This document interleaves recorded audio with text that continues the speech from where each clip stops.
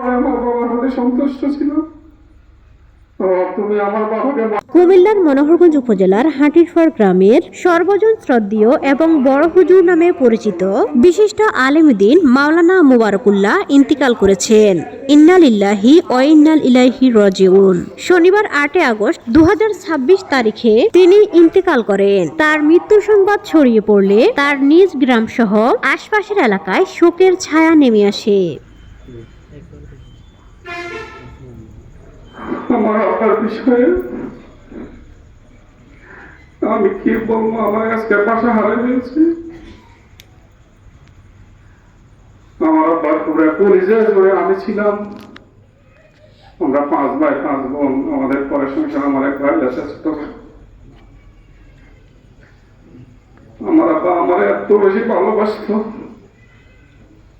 কল্পনাতে আমি কোথাও যদি চাইতাম, বাড়িতে না আসতাম, ঢাকা অথবা অন্য কোথাও যেতাম, আমার বাবা ওরা ঘুমাইতে পারতো না। এত কাছে ছিলাম আমি আমার বাবা। আমাদের গ্রামে অনেকে আছে, অনেকে জানে যে আমি আমার আব্বা আমার কতটুকু ভালোবাসতো। আমাদের ভাই বোন সবাইকে ভালোবাসতো, তার মধ্যে আমাকে বেশি ভালোবাসতো। আর আমিও আমার আব্বার জন্য চেষ্টা করেছি। এই সমাজে যারা আছে তারা সাক্ষী, আমার বাড়িতে আমার চাচা যারা আছে সবাই সাক্ষী।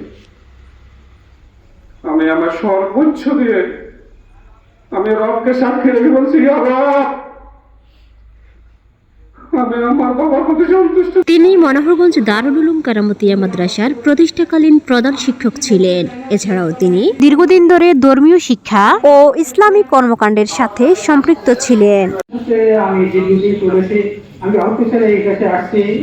এরপর থেকে ওনার সাথে আমার চলাফেরা, মনে মাদ্রাসা প্রতিষ্ঠা করেছেন। সে মাদ্রাসার দ্বারা এখন যে তৌহিদ অফিস, এই তৌহিদ অফিস ছিল যে উনি বক্তব্য করতেন। এখান থেকে ডক্টর ওহিদ চেয়ারম্যান সাহেব এবং মিলিশন মেম্বার ওনারা সহকারে জহুরুল্লাহ সিদ্দিক ওমর সাহেবের নেতৃত্বে আমি সেখানে ছিলাম। স্থানীয়ভাবে তিনি বড় হুজুর ও মোবারক মাওলানা নামে পরিচিত ছিলেন। তার ইন্তেকালে পরিবার পরিজন, আত্মীয় স্বজন, শিক্ষার্থী, মুসল্লি ও শুভাকাঙ্ক্ষীদের মাঝে গভীর শোকের ছায়া সৃষ্টি হয়েছে। মরহুমের মাগফিরাত কামনা করে পরিবারের পক্ষ থেকে সবার কাছে দোয়া চাওয়া হয়েছে। মহান আল্লাহ তাআলা তাকে যেন ক্ষমা করে এবং শোক সন্তপ্ত পরিবারের ধৈর্য ধারণ করার তৌফিক দান করেন। যদি ওনার কোনো কথাবার্তায় আচার আচরণে আপনারা কেউ মনোকষ্ট পেয়ে থাকেন, তাহলে আমাদের হাটিরপাড়ের সকল লোকজনের পক্ষ থেকে আমি আপনাদের কাছে ক্ষমা চেয়ে নিচ্ছি। আপনারা ওনাকে ক্ষমা করে দিবেন, আমি ভালোবাসবেন। এই বলে আপনাদের ওনার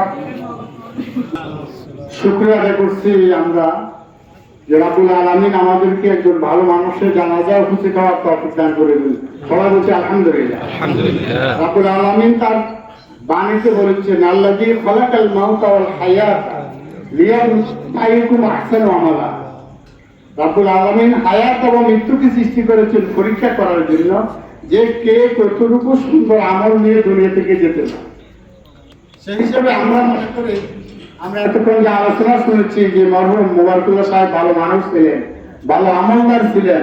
আসুন আমরা সবাই দোয়া করি রাব্বুল আলামিন মরহুম মুবারকুল্লাহ সাহেবের সকল আমলগুলোকে কবুল করুন। আমিন। ওনার সকল জীবনে যদি কোনো ত্রুটি থেকে থাকে রাব্বুল আলামিন মাফ করে দেন এবং ওনার কবরকে জান্নাতের বাগিচা বানান। ওনার পরিবারকে ধৈর্য ধারণ করার তৌফিক দান করুন। আমাদের মুবারক সাহেবের সম্পর্কে অনেক বক্তব্য দিয়েছেন। আমাদের গ্রামের গর্ব, আমাদের বিয়ের একাই আমার বাঁচি যাবার, আমরা ওদের সাথে আত্মীয়তা করেছি। আমরা নতুন করে আমাকে আর কিছু বলতে চাই না। সময় নষ্ট, এই মাদ্রাসা প্রতিষ্ঠাতা মহানন্দ আলিম মাদ্রাসার প্রতিষ্ঠাতা, পূর্ব মসজিদের উনি খাদেম এবং প্রতিষ্ঠাতা সহ অনেক কথা আছে। আমি আজকে এই ওনার শেষ বিদায়ের সময় আমি আপনার কাছে দোয়া করি, আল্লাহ যেন ওনাকে জান্নাতের সর্বোচ্চ মাকাম দান করেন। সবাই বক্তাদের বক্তব্য শুনছেন, ওই সমাজ, ধর্ম, কর্ম, বিভিন্ন কর্মকাণ্ড বা ভূমিকা সম্পর্কে আপনারা জানছেন, আমি আর বলবো না। আমি শুধু বলবো আজকে আপনি দ্বারা এত কষ্ট করে ওনার আমাদের জানাতে অংশগ্রহণ করে আসছেন, আমাদের হাজিদের গ্রামের কৃতি সন্তান আমরা মোবারক সাহেব।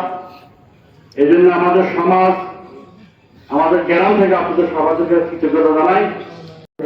সেই জন্য মহান মাননীয় দিকে সুক্রিয়া আদায় আলহামদুলিল্লাহ।